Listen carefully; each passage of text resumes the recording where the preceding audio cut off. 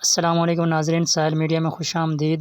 حضرت مولانا مفتی رشید احمد خورشید صاحب کچھ سوالات کے جوابات دے رہے ہیں، آئیے سنتے ہیں۔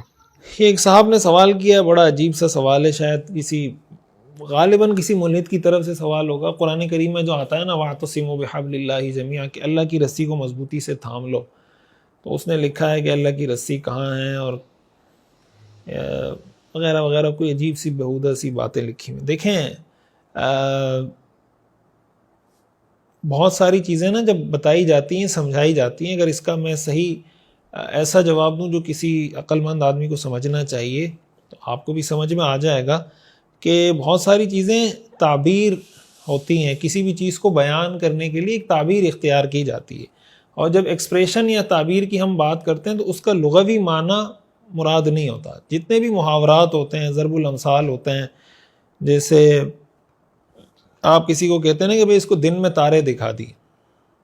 اب دن میں تارے دکھانے کا کیا مطلب؟ کوئی آپ سے پوچھے کہ بھئی دن میں تارے کہاں نظر آتے ہیں؟ آسمان میں نظر آتے ہیں، زمین میں نظر آتے ہیں، کیمرے سے نظر آتے ہیں، دوربین میں نظر آتے ہیں۔ تو بھئی دن میں تارے نظر نہیں آتے۔ مقصد یہ ہوتا ہے کہ بھئی اس کو پریشان کر دیا، یا اس کو ٹینشن میں مبتلا کر دیا، یا اس کو ٹف ٹائم دیا۔ تو محاورات اور ضرب الامثال میں کوئی بھی اس طرح کا مفہوم لغوی مراد نہیں ہوتا، بلکہ اس کا کوئی مفہوم ہوتا ہے جو بھی مراد لیا جائے۔ اب وَاعْتَصِمُوا بِحَبْلِ اللَّهِ جَمِيعًا، قرآن کریم میں جو اللہ کی رسی، حدیث شریف میں اس کی وضاحت کی گئی کہ اللہ کی رسی سے مراد اللہ کا کلام ہے، قرآن مجید ہے، کہ اللہ کے کلام اور قرآن مجید کو مضبوطی سے تھام لو۔ تو جو آدمی قرآن کو مضبوطی سے تھام لے گا، اس کو یہی سمجھا جائے گا کہ بھائی اس نے اللہ کی رسی کو مضبوطی سے تھام لیا۔ اس لیے اس پر اس طریقے سے بیہودہ اعتراض کرنا کہ اللہ کی رسی کہاں ہے اور کس نے پکڑنی ہے اور کس ملک میں ہے اور کس شہر میں ہے اور کس چیز سے بنی ہوئی ہے، ایسی فضول بات ہے۔ آپ سے کوئی سوال کرے کہ بھئی آپ کہتے ہیں نا میں ذہین آدمی ہوں، آپ کی ذہانت کہاں پر ہے؟ کہاں رکھی ہوئی ہے؟ دل میں رکھی ہے، دماغ میں رکھی ہے، سر میں، کھوپڑی میں، گھٹنوں میں، ٹخنوں میں، کہاں رکھی ہے آپ کی ذہانت؟ تو اس طرح کے فرضی سوال بنا کر اور اس کو یہ سمجھنا کہ کوئی بہت ہی لاجیکل بات میں نے کر دی، ایسی فضول سی بات ہے۔ مفتی صاحب، میرا نام عبدالاحد ہے اور میرا سوال ہے کہ میری بستی کی جو عیدگاہ ہے اس کے امام بریلوی ہیں، کیا ان کے پیچھے نماز پڑھنا درست ہے؟ جی بالکل درست ہے بھائی۔ اگر کہیں اور کسی عیدگاہ میں آپ کو موقع ملتا ہے کسی ایسے امام کے پیچھے نماز پڑھنے کا جو بدعت کا ارتکاب نہ کرتا ہو، دیکھیں اس کا تعلق دیوبندی بریلوی کے ساتھ نہیں۔ اس طرح نام لے کر میں نہیں چاہتا کہ کسی کو ٹارگٹ کیا جائے۔ بنیادی طور پر اس کو دیکھنا چاہیے کہ وہ بدعت کا ارتکاب کرتا ہے یا نہیں کرتا۔ اگر دیوبندی ہے بدعت کا ارتکاب کرتا ہے تو اس کا بھی وہی حکم ہے، بریلوی ہے بدعت کا ارتکاب کرتا ہے تو اس کا بھی وہ حکم ہے۔ یہ کسی فرقے کی بات نہیں ہے۔ تو اگر بدعت کا ارتکاب کرتا ہے تو آپ دیکھ لیں کسی اور جگہ آپ کو عیدگاہ میں جماعت ملتی ہے تو وہاں پڑھ لیں، نہیں ملتی تو ظاہر ہے کہ پڑھنی تو ہے آپ کو۔ مفتی صاحب، میرا ایک اہم گھریلو مسئلہ ہے۔ میں نے ایک قریبی مسجد کے مفتی صاحب کو اپنا مسئلہ لکھ کر اپنے شوہر کو دیا اور اس کا فتویٰ لینے کا کہا۔ ان مفتی صاحب نے فرمایا کہ میں نے اگر فتویٰ جاری کیا تو آپ کے لیے اور مسائل پیدا ہو جائیں گے، بہتر ہے اپنا مسئلہ فتویٰ لیے بغیر خود ہی حل کر لیں۔ کیا ان مفتی صاحب نے یہ صحیح کہا؟ واللہ عالم، نہ مجھے مسئلہ پتہ ہے، نہ میں مفتی صاحب کو جانتا ہوں، نہ آپ کے کیس کا علم ہے، تو میں اس پہ کیا کوئی انتر منتر چف کلنتر ایسا تو کوئی جادو جلنتر نہیں ہے میرے پاس۔ کیا مسئلہ ہے، کیا کیس تھا، کیوں انہوں نے کہا؟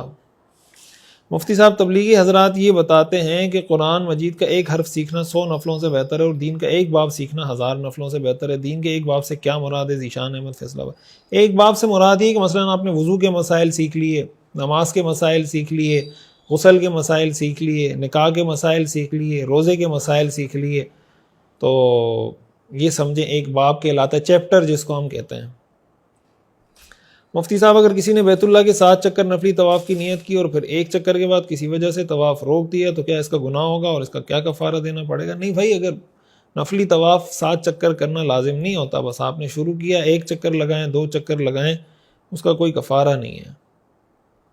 مفتی صاحب، سونے کے زیورات قسطوں پر بیچنا جائز ہے؟ بیچنا جائز ہے، شرط یہ کہ سونا آپ نے بیچا ہے تو وہ آپ اس کو ہینڈ اوور کر دیں، پھر آپ قسطیں لیتے رہیں۔ کوئی ایک چیز پر قبضہ ہونا ضروری ہے، دونوں چیزیں ادھار نہ ہو کہ سونا بھی ادھار ہے اور پیسے بھی ادھار ہیں۔ مفتی صاحب، نماز میں لمبی قرات کرنا یعنی لمبی نماز پڑھنا بہتر ہے یا کم از کم قرات کر کے زیادہ سے زیادہ رکعات پڑھنا بہتر ہے؟ دیکھیں، اس کا تعلق ہر شخص کے ساتھ الگ الگ ہوتا ہے۔ بعض لوگوں کو زیادہ سجدے کرنے میں خشوع خضوع نصیب ہوتا ہے، بعض لوگوں کو زیادہ لمبی تلاوت کرنے میں خشوع خضوع نصیب ہوتا ہے۔ تو جس کو جس چیز میں زیادہ خشوع خضوع نصیب ہو اس کو اختیار کرنا چاہیے. اصولی طور پر علماء نے لکھا ہے کہ بھائی جس رکعت میں تلاوت زیادہ ہو وہ زیادہ بہتر ہے. لیکن یہ بات بھی علماء نے لکھی ہے کہ یہ پرسن ٹو پرسن ویری کرتا ہے. بعض لوگوں کو رکوع کرنے میں سجدہ کرنے میں زیادہ اللہ کی طرف توجہ ہوتی ہے, بعض لوگوں کو کھڑے ہو کر تلاوت کرنے میں زیادہ توجہ ہوتی ہے. مفتی صاحب میرے پاس 50,000 روپے ہیں تو کیا ہم اس پر زکوٰۃ نکالنا فرض ہو گیا؟ ابھی میری شادی نہیں ہوئی اور میری عمر 22 سال ہے, اس کا مسئلہ بتا دیں. 50,000 روپے اگر صرف ہیں پاکستانی, اس پہ تو زکوٰۃ فرض نہیں ہوتی. لیکن اگر اس کے ساتھ کوئی اور چیز ہے, سونا چاندی یا مال تجارت, اور وہ 52.5 تولہ چاندی کی قیمت کو پہنچ جاتا ہے, تب آپ پہ زکوٰۃ ہوگی. 50,000 روپے تو ظاہر ہے 52.5 تولہ چاندی اس کی آتی نہیں ہے, تقریباً کوئی 1 لاکھ روپے کے لگ بھگ ہوگی 52.5 تولہ چاندی آج کل. حضرت مفتی صاحب مہر فاطمی معاف بھی ہو سکتا ہے یا نہیں؟ مہر فاطمی معاف ہونے کا کیا مطلب؟ جو مہر آپ نے رکھا ہے وہ معاف نہیں ہو سکتا, وہ مہر آپ کو پورا دینا پڑے گا. اور بیویوں سے جو لوگ معاف کروا دیتے ہیں نا, وہ کہتے ہیں بیوی نے کہہ دیا ہے میں آپ سے نہیں لوں گی, تو اس کا طریقہ ہے آپ بیوی کو دے دیں, اس کو کہیں 1 سال 2 سال بعد پھر مجھے واپس کر دینا. اگر وہ واپس کر دیں تو سبحان اللہ, لیکن اس طریقے سے بیوی سے معاف کروا دینا, اس سے معاف نہیں ہوتا. مفتی صاحب میرا سوال یہ کہ میرے ماموں عشاء کی نماز گھر میں سب محرم اور نامحرم یعنی بھابھی خواتین کو پڑھاتے ہیں, کیا نامحرم خواتین کی نماز ان کے پیچھے پڑھنا جائز ہے؟ ماموں خود عشاء کی نماز مسجد میں خوف کے عذر سے نہیں پڑھتے, مہربانی فرما کر.